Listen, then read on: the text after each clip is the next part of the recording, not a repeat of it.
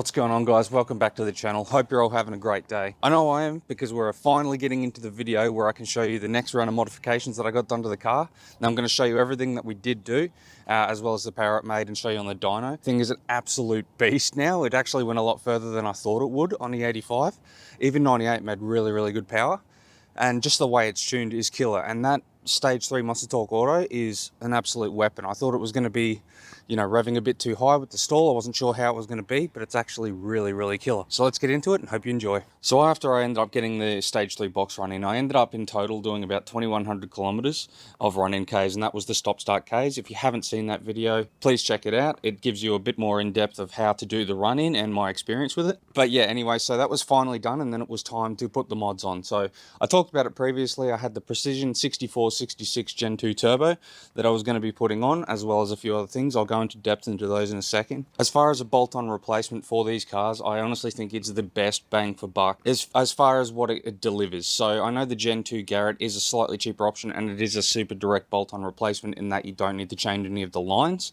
But just in the performance this turbo delivered, at the boost it delivered it at, I cannot recommend it highly enough. So anyone can get their hands on one, it'd be my recommendation for sure. Plus it just sounds absolutely mental. So here it is in all its glory, the 6466 Gen 2. Now what you can't see, I can't really get a shot of it, is the 45mm Turbo Smart Hypergate that's on there. That is an externally gated version that I went with, and that goes into an X-Force 4-inch exhaust from the turbo back. Now you'll see it around the back here. Unfortunately it is the ugly black at the moment because I went with the mild steel one. That was what I found available. I bought my near new second hand. I am going to be changing it anyway. That's why I wasn't too fussed as far as stainless and mild steel. And I had heard that the mild steel wasn't quite as a tinnier sound as the stainless steel. You know, some people are probably going to disagree, but that's what I heard and that's what I chose to go with. And honestly, I love it. It's really not that noisy. Now what you also can't see down there is it is a screamer at the moment. I do have plans to plumb that back in. Now I know for me it's just down to personal preference. I know ultimately it can make a little bit more power with the screamer by not plumbing it back in. I just really personally don't enjoy the sound. Although I love this car and I love the engine and the power it can make, it's really not that great a sounding an engine that I really want to make it too much noisier. So that'll be getting plumbed back in. The only other thing I've got to do is the external transcooler for the auto, because there were none available. So I'm going to go for an external transcooler with a thermofan setup for mine, just because I really want to protect that box and make sure I keep those temps down. So those are the only things that are still yet to go on the car when it goes back in.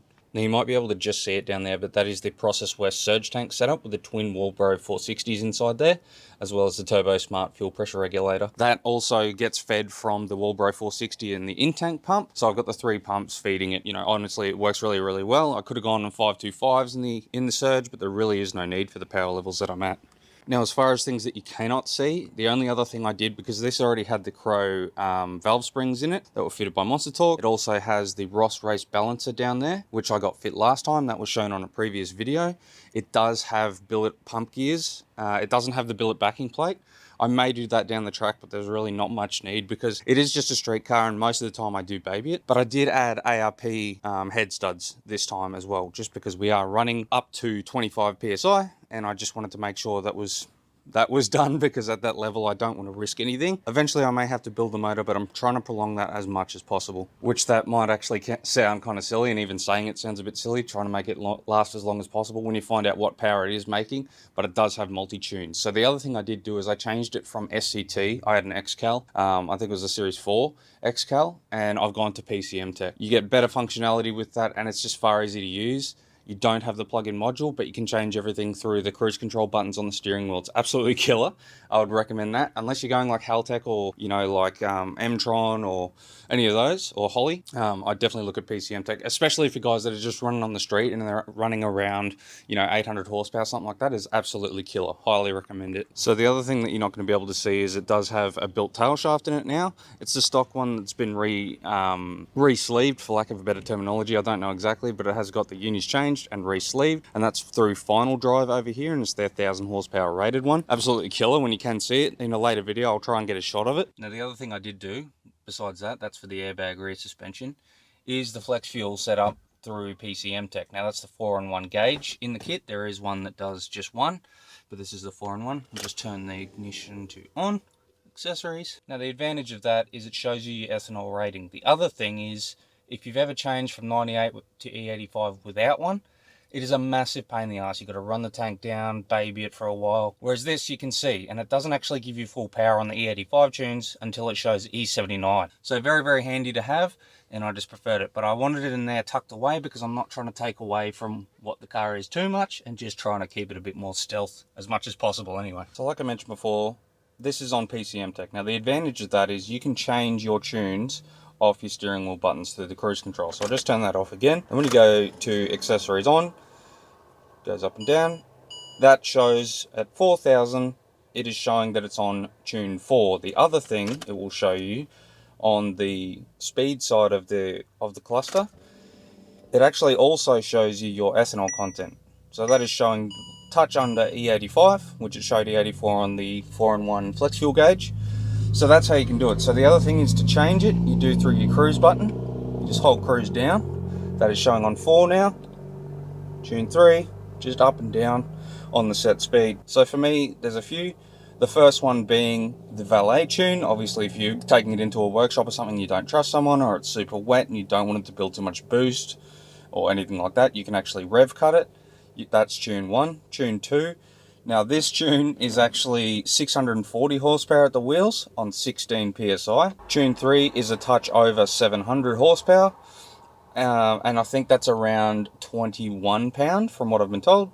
And tune 4 is the full knots. Now that actually made 755 horsepower at the wheels at 25 pound. Absolutely, like, it's a beast on the highway. Like, anything below probably 90 kilometers an hour is not massively usable on my stretch 20s. I'm making the Michelins work for it, but it's an absolute animal. So if I can get my ducks in a row and launch the car properly, hopefully we can get that 9-second pass. Now, unfortunately, I was away, hence why I've had to show you like this on the driveway, the things that were done after the fact, because I was actually away in Brisbane at the time. Fortunately though, Rob did hold off until I was back to show you the high boost tune. So I did actually manage to get to film that one. So I'm going to show you that now. Hopefully you enjoy. It was absolutely ballistically loud in the dyno room.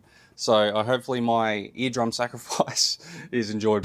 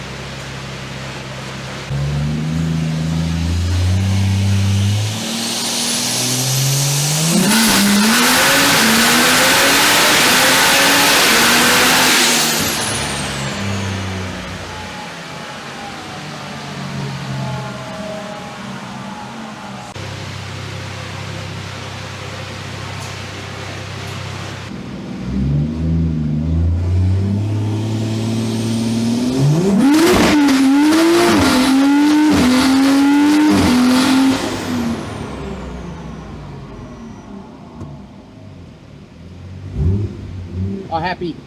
Now the one other thing I didn't mention is the 98 tune, which predominantly, unfortunately, I'm going to have to be fairly boring because the E85 is quite hard to find over in WA. They are starting to get a few more United servos, which is pretty cool. The other thing, it's about $2 a litre or $1.99.9 at the moment. And at the rate this thing drinks it, it gets about 350 to a tank on high boost tune. And obviously as soon as you nail it, that goes down quite considerably. So, and the other thing is the car actually sits quite a bit. Now, obviously in YouTube, you may not necessarily see that. But I actually don't drive this car too often. So the fact it sits and it's hydroscopic, I actually just want to run 98 most of the time. So on 98, at 21 pound, it made 605 horsepower at the wheel. Also too, if you're new to the channel, the supporting mods have remained the same. So I still have the Ants Performance race intake. I still have the Process West Stage 2 1000 horsepower intercooler, as well as the piping kit. I've got Bosch, ID 1000cc injectors, which have remained there. The other thing that the car has is the True Track diff center, as well as the IMS twin bush diff hat. Highly recommend that mod. I've said it many times, but it really does change it. That's pretty much it as far as power mods. And for anyone wondering, under this cover here is an Odyssey battery. A PC925 is the code. It's the same one that the Process West Rillo recommends. It's what I ran on my BF. The reason I went that way is I just wanted to tidy up the engine bay. They are quite a messy engine bay to begin with, so trying to tidy them up and still keep it very streetable and not do total relocations of things as far as the fuse box and the overflow tank and things like that, it is quite hard to do. But we are getting there with this one. I did have a manifold cover on this, the ones that I have actually sold previously. I'm going to be doing a version 2 that actually covers the front because it only came just past the turbo, the previous one. So I'm going to be doing one that comes all the way forward. So stay tuned for that one. So now this is all done. Next videos, we're going to be starting to do some ride-alongs and reaction videos. It's pretty amazing actually because it does take people by surprise. It is very noisy at the moment because of that screamer pipe. Some people are for it, it's just not for me. But we're going to be getting some videos on that. When the tracks open back up, in Perth, they don't open back up until, I think, September. So when that happens, we're going to be shooting for a 9-second pass. Now I'm going to have to learn how to launch this thing. It needs to be around a 1.5 60 foot. The rest of the car is capable of doing it. I just need to figure out how to launch it. I've got some 17s for that, which I'll show in a later video, so we can hopefully get some radials on there and really get that thing to hook up. So that's the aim for this thing on E85 is a 9-second pass. It'll be a high 9 if I can get there, and then you can watch me get booted, so that's going to be pretty funny. From there though, at the moment, the car's going to go on a little bit of another hiatus. It's always away. It's pretty enjoyable. But it is going to be away for a little bit just because it has to go back to the panel shop. I mentioned in a previous video, it does need to go back for a final polish, get the badges on the side put on, and a couple other little things. So hopefully it won't be away for too long. And then actually something pretty cool, we're going to be doing some development work for the new paddle shift, which is going to be absolutely mega. So I'm going to be going through Monstatorque for that one. So we're going to do a full comprehensive video on install, how it all works, do some power runs. So if that one works, it is going to be absolutely mega. As always, guys, if you want to keep up to date, there's going to be plenty more in the works. We're still doing the BARRA powered Mustang. We're going to be doing a lot more build features. Make sure you smash that like button. You're subscribed to the channel. It helps me. It helps the YouTube algorithm, all those good things. And it really does support the channel. It goes a long way, as long as you like it. If you don't like it and it's not for you, that's fine too. Alrighty, guys, I'll catch you in the next one.